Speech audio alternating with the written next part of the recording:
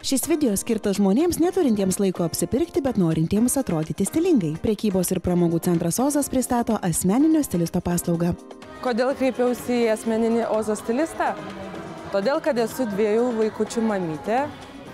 Buitis atima daug laiko, o gražiai norisi būti visada.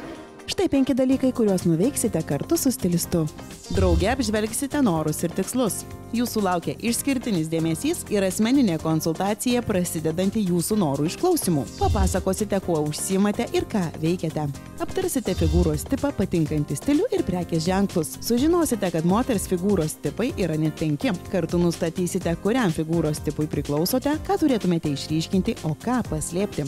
Aptarsite biudžeto rėmus. Atminkite, asmeninis Ozo stilistas ne jūsų sutuoktinis ir ne širdies draugas. Todėl jam atvirai galite sakyti, kiek galite skirti pinigų savo naujajam garderobui. Tačiau tikrai nebūtina pirkti visko, ką pasiūlė asmeninis stilistas.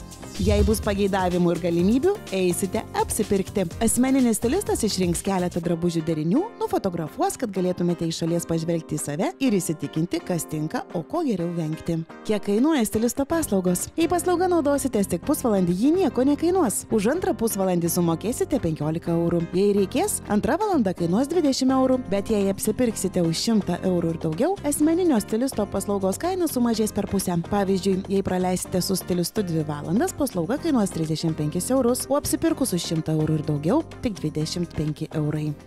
Likau labai patenkinta asmeninio stilisto paslaugomis. Svarbiausia yra tai, jog jis padėjo man sutaupyti begalę laiko. O taip pat buvo drabužiai, kuriuos ko gero anksčiau nebūčiau atkreipusi dėmesio, kaip pavyzdžiui džinsinis derinys, kurį štai įsigijau. Registruokis www.ozas.lt.